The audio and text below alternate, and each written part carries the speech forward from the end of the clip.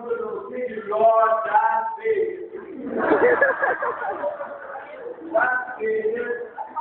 Eita, deu aqui o filme.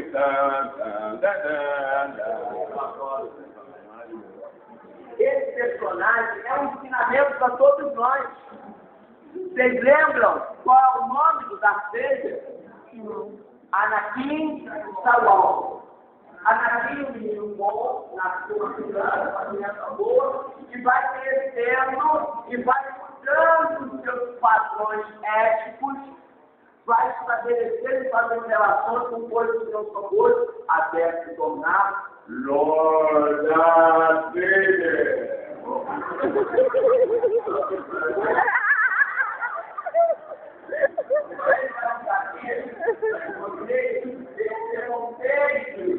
Até onde ele pode caminhar.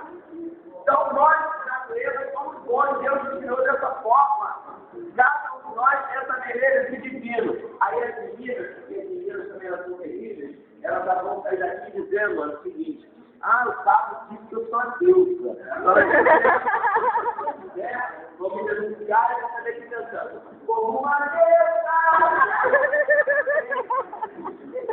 Nós temos a parcela do divino em nós, não pode ser uma deusa. Tudo bem que são todas lindas, maravilhosas. Aí dá um comentário que eu falo, gente, que concentração de mulher bonita que eu falo. Não falo nada na oração, eu só falo isso, um negócio terrível. Mas o que importa é que cada um de nós traz de nós o que é divino, o que é bom, o que produz a bondade, produz o amor, produz a justiça, produz a paz. Esse é o primeiro ponto que nós precisamos ter como pilar de sustentação da nossa fé, independente de qual seja a sua igreja, a sua religião, o seu entendimento. Tem um livro muito interessante, né? O atual Papa da Igreja Católica, o Bento XVI, ele, quando ele era cardeal, o pessoal tinha mais medo dele do que quando ele era Papa, né? O Luiz Garão, da época. Certa vez perguntaram para ele o seguinte: cardeal, o livro do Sal da Terra tem essa entrevista. Cardeal Bastilha, quantos caminhos há para Deus? Eu responderia o seguinte: eu responderia, meu pedido, né? Eu responderia um só caminho. Jesus é o caminho, a verdade e a vida, mas tem muito mais inteligente que eu responde. Quantos caminhos há para Deus? Cardeal responde: tanto quanto há pessoas. Porque apesar de nós, na nossa fé, na nossa igreja, temos um caminho de salvação, cada um dentro da nossa própria igreja tem uma maneira de enxergar o nosso Deus. Cada um vê e visualiza Deus de uma forma. E o segue de uma forma também. Essa é a beleza também do segmento de Deus, do segmento que é divino. Cada um de nós é diferente, cada um de nós tem uma cultura diferente, de uma família diferente, de uma criação diferente, de uma alimentação diferente, uma televisão diferente, um bairro diferente, e aí nós fazemos uma concepção do divino de uma maneira diferente.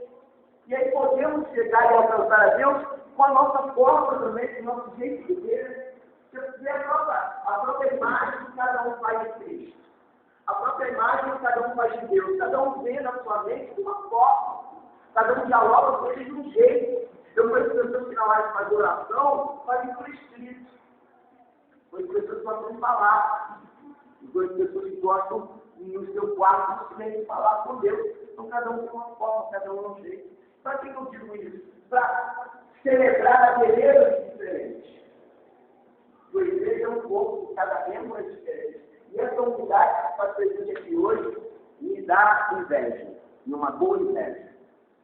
Porque eu fico olhando e entender essa realidade, a gente consegue se unir, se misturar. Sabe aquele junto e misturar que até preto, não dá para separar mais? Então isso é muito feliz, isso é o belo, o São Divino é a prova de que Deus está aqui. É essa unidade na diversidade, unidade na pluralidade. Então, ele se tratando disso. E aí nós vamos falar da questão da política e da ética. Essa relação conflituosa, sim, às vezes, mas precisa deixar de ser conflituosa e ser sinérgica. Isso é, que ela colabore uma com a outra. E aí nós vamos pegar essa atividade, a gente está grave. Então, não vou conseguir continuar. Então, a política. A política, quando nós olhamos para a política, nós olhamos, a política, eu não quero saber disso, eu não quero ver isso. isso aí não presta, isso aí não serve. E eu quero dizer para vocês que é isso que os maus políticos mais desejam. O que os maus políticos mais desejam é a omissão daqueles que são bons. E aí eu lembro a frase de um grande pastor, Martin Luther King, que dizia: o que me incomoda não é o grito dos maus, o que me incomoda e me preocupa não é o grito dos maus, mas é o silêncio dos bons. É o silêncio dos bons que preocupa o pastor Martin Luther King, que preocupava o Cristo, que preocupava a Buda, que preocupava a cada um e cada uma fundador das religiões. É a omissão daqueles que podem fazer a diferença, porque a omissão de Pilatos permitiu com que Cristo fosse crucificado. A omissão de homens e mulheres que tinham experimentado o amor de Jesus permitiu que Jesus fosse crucificado. A omissão de homens e mulheres é que fez com que grandes tragédias acontecessem no mundo de hoje. Porque nós não percebemos o valor que nós temos, quem nós somos. E por isso é necessário esse resgate histórico e perceber que nós somos a imagem e a semelhança de Deus. Perceber que o divino mora também em nós, nos nossos corações. Que mora nesse universo que conspira a favor daqueles que lutam pelo bem comum. Assim como existem as forças do mal e as pessoas que lutam pela construção do mal nessa terra, existem também aqueles que lutam para o bem. Só que essa luta daqueles que lutam para o bem, ela precisa ser incorporada com outros homens e outras mulheres. E nós, muitas vezes, brincamos com essa realidade. E aí eu falo dentro da igreja, eu vou partir da igreja católica. Quantas vezes nós, católicos, nos omitimos, lavamos as nossas mãos, permitindo que inúmeros inocentes continuem a viver uma vida indigna. E tem uma música que o Reforma diz: Senhor, há homens sofrendo, e nós de braços cruzados, covardes com medo e calados, olhando e fingindo não ver, que a gente morrendo de fome, poucos com muito e muitos sem nada, Senhor da força na caminhada, soldados somos na luta do amor. Então, Senhor, há homens sofrendo e nós de braços cruzados. Nós, quando olhamos a política e vemos a sujeira do cenário não nacional, do cenário mundial da política, como nós olhamos, falando primeiro da nossa perspectiva, nós preferimos nos retirar, ao invés de nos incluir e lutar pela transformação. Porque aqueles que nós admiramos, como Mandela, Luther King, o Cristo, Teresa de Calcutá, Francisco de Assis, e tantos outros grandes, eles se omitiram diante da realidade prática do mundo, sim ou não? Não. Tá ótimo. Sim ou não? Não. Eles se inseriram naquela realidade, como dizia o grande Helder Câmara: eu não quero lutar pelos pobres, eu quero lutar com os pobres. Eu quero incorporar a luta daqueles que sofrem. Eu quero estar lá com eles, eu quero me doar àquela realidade, eu quero transformar através daqueles homens e daquelas mulheres, porque nós escolhemos que isso estiverem. E aí é uma transformação da omissão para a ação. Mas aí, como nós enxergamos a política dessa forma, como uma sujeira, como uma coisa ruim, precisamos então nos inserir e não sermos mais aqueles homens e aquelas mulheres que se omitem diante da realidade. Certa vez eu fui com o meu voto, e aí ele candidato a São Paulo, e assim vamos falar disso na parede, no programa do Rio, que hoje se Deus quiser trabalhar nele.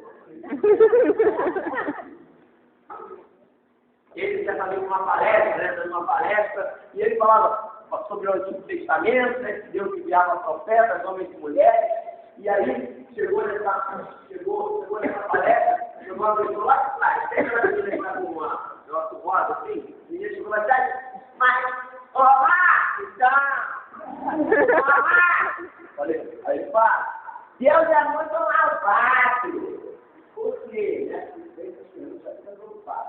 nós para Deus vai ter Deus, vai ter Deus para se pegar. Deus é muito malvado. Por que Deus é malvado? Porque no Antigo Testamento ele mandava profeta, e agora quem ele manda? Agora, Wanda, não falou isso. Agora Deus manda você. É a cada um e a cada uma de nós que Deus envia hoje para transformar a realidade. Só que a gente começa a viver aquela teologia. Deixa a vida me levar, vida leva eu. Não vai, é isso que quer?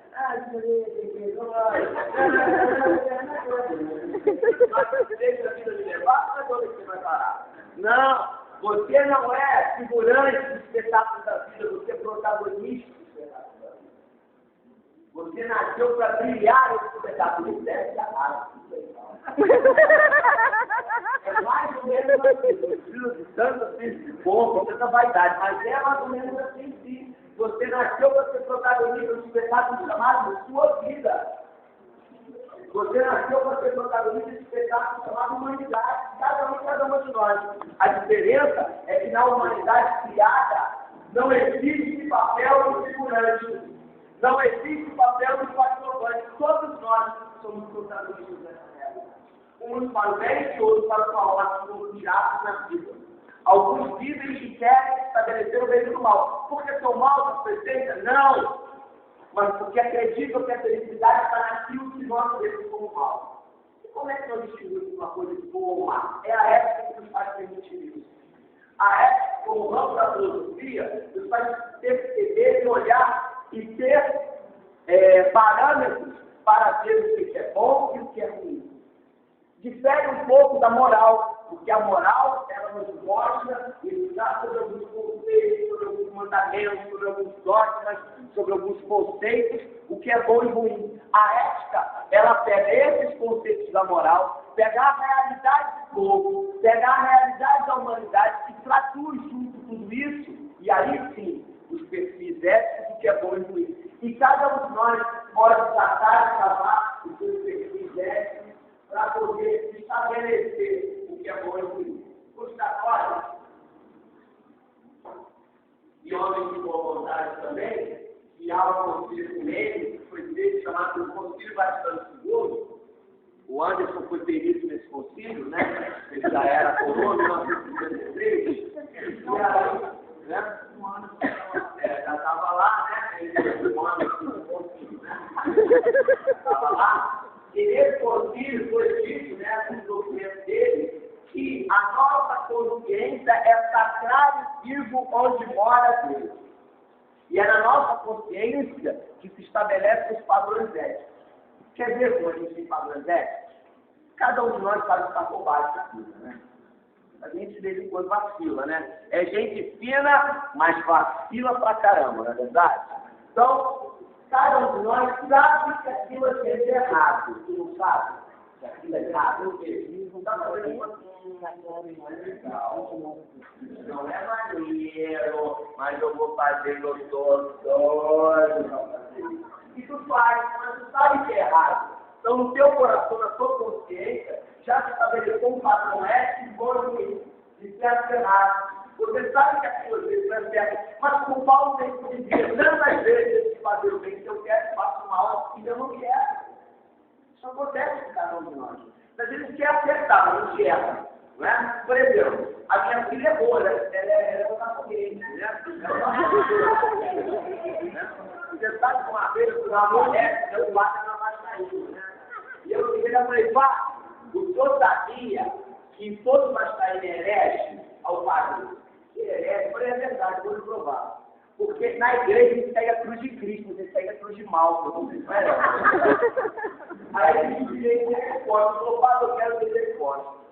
Aí ele falou assim, porque na missa, o único time que fala na missa é o Vasco. Eu falei, mentira, pai. O senhor está mentindo, é o Vasco, o padre é mentira. Então deixa eu falar para o senhor, fala. Porque na missa todo padre diz, o Senhor esteja com o Vasco.